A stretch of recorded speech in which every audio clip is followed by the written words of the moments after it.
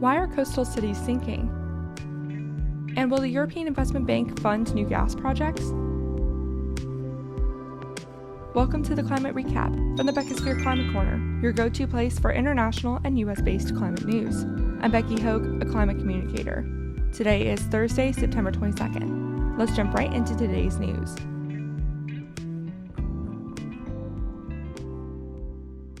Let's start with some extreme weather events.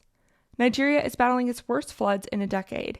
These events have affected 500,000 people, displaced 100,000, and killed at least 20 this week, according to the country's National Emergency Management Center. It has destroyed thousands of hectares of farmland in Africa's most populated country, which is bound to make the continent's food crisis even worse.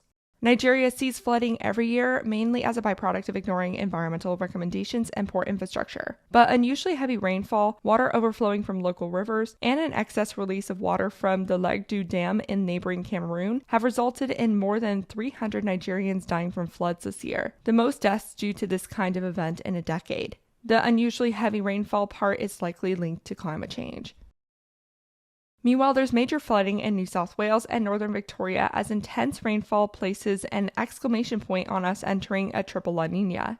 To review, the La Nina is the colder part of the La Nina-El Nino Southern Oscillation and usually only lasts less than a year. But we've been in a less common double La Nina since September 2020. And a week ago, we got formal confirmation from the main global meteorological organizations that we have officially entered a rare triple La Nina, which means these conditions that have caused flooding in places like Australia while heating up and droughting places like Europe will continue until at least mid-November, if not until February. Climate change is causing La Nina and El Nino swings to be more extreme, by the way. So that's basically where we get all this rain from. Today could end up being the wettest day for New South Wales. Many water bodies have already overflowed, stranding farmers and risking croplands. Flash flooding is a major risk.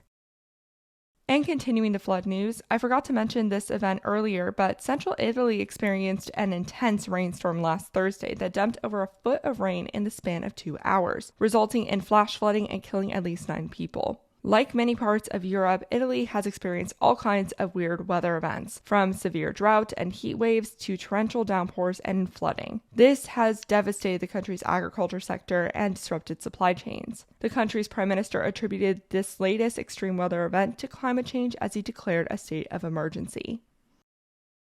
And as Puerto Rico is still in the dark and starting to assess the damage, Fiona has already recharged into a Category 4 hurricane as its eye narrowly missed the Turks and Caicos Islands. The area still saw strong winds, heavy rains, and high waves. Tropical storm Gaston has already formed in the Atlantic too, but it will likely not reach any land. Now for some climate studies.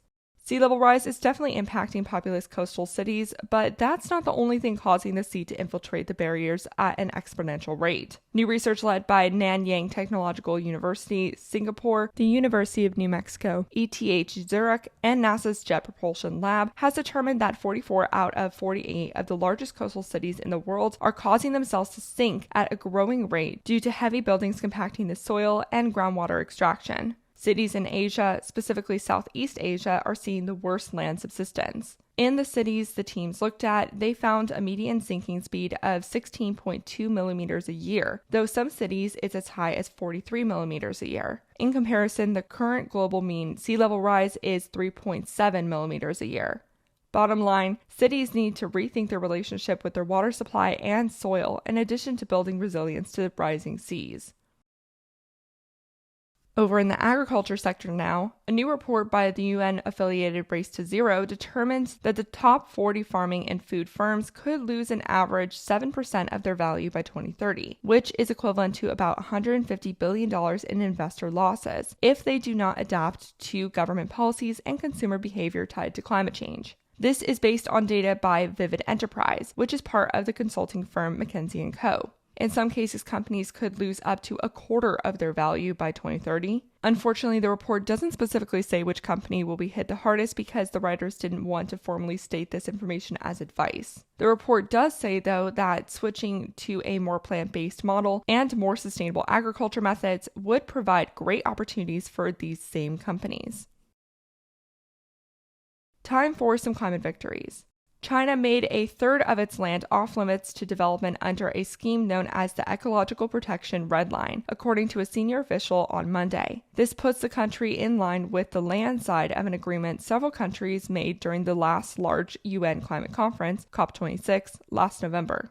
That promise was to protect 30% of their lands and waters by 2030. Ironically, China never formally agreed to it, but this redline idea has been discussed in China since 2011. Critics of this scheme say China will just redraw the lines if it wants to develop somewhere, and the latest guidelines of policy state that cultivation, logging in commercial forests, and mining exploration can still continue in those protected spaces. So I'm not sure how much this scheme will truly do. Meanwhile, the country's marine ecosystems remain mostly unprotected and in poor health.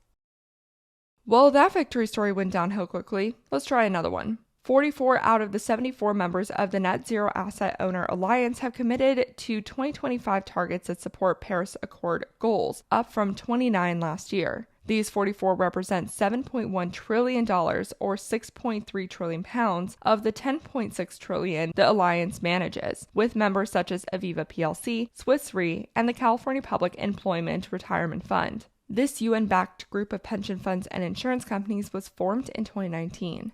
As a member of the group, the fund or company is required to make 5 targets within 12 months of joining. For a 2025 target, they must commit to reducing their own and their portfolio's emissions by 22 to 32% by then to reach 49 to 65% by 2030. The eventual goal is to reach net zero emissions by 2050. Additionally, members' investments in climate solutions increased by threefold to $253 billion or 225 billion pounds this year compared to last year. Continuing with the theme of finances, the European Investment Bank said it would not invest in any new gas projects, despite intense pressure from many developing countries in Africa and elsewhere wanting the bank to reclassify gas as a transition fuel. The bank has held strong and said that it would not invest in an asset that would later become stranded. While this is a good move, as the International Energy Agency and the Intergovernmental Panel on Climate Change have both stated that we can't afford to start any new fossil fuel projects, African leaders are bound to call this incredibly hypocritical and against a just transition. They have a reason to, since the European Union recently reclassified gas as a transition fuel for its own purposes. Greenpeace and other environmental groups are currently suing them over that rebranding. The bank's chief recognizes this double standard and blamed wealthy countries for using the war in Ukraine as an excuse to continue with fossil fuels. However, because many emerging economies don't have too many fossil fuel reserves to their own name, investing in gas infrastructure would lock them into eventually relying on countries like Saudi Arabia and Russia, just like Europe is. The EIB chief also said he was disappointed to see so few European leaders show up to talks with African leaders recently on climate change adaptation matters. Speaking of that meeting, though, one European country that did show up was Denmark, and now Denmark has become the first country to commit to providing loss and damage financial support to emerging economies. It announced $13 million or 11.6 million pounds towards this effort during the UN General Assembly taking place in New York this week. While this is much less than the money promised for helping developing nations with their clean energy transition, it marks a recognition of this other financial need. The need for money to recover from worsening extreme weather events, which poorer countries hold very little responsibility for. Climate finance will be a main topic at COP27 in less than 2 months. Hopefully, Denmark's move will encourage other wealthy nations to warm up to the concept. Meanwhile, Norway's $1.2 trillion investment fund announced that all companies that it serves must reach net zero by 2050 or they'll lose business. It has stake in over 9,000 companies. The fund also intends to increase funding for renewable companies and projects. And let's end today's episode with our one climate fail. A new analysis by the Australian Conservation Fund has determined that emissions from Australian domestic oil and gas extraction rose by 20% over the last 5 years since 2016, which was when a safeguard mechanism was put in place to reduce these emissions. Clearly, it's not working. That's because while this mechanism was supposed to penalize companies that breach the set emissions limits, companies mostly have been let off the hook.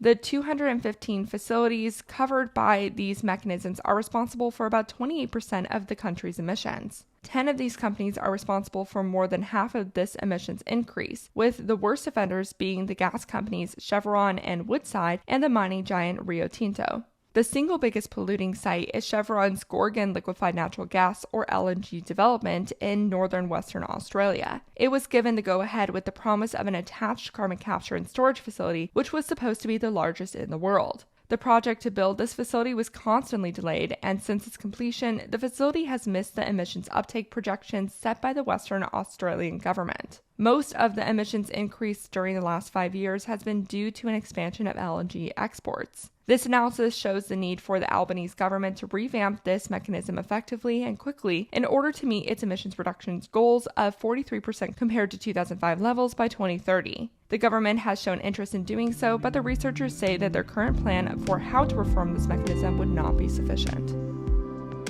And that was your climate recap for Thursday, September 22nd. If you like the work I do, please follow this podcast, give it a 5-star rating, leave a review, and consider checking out the Beckisphere Climate Corner YouTube channel. Remember to talk about the climate crisis every single day and to support your local news organizations. Bye for now.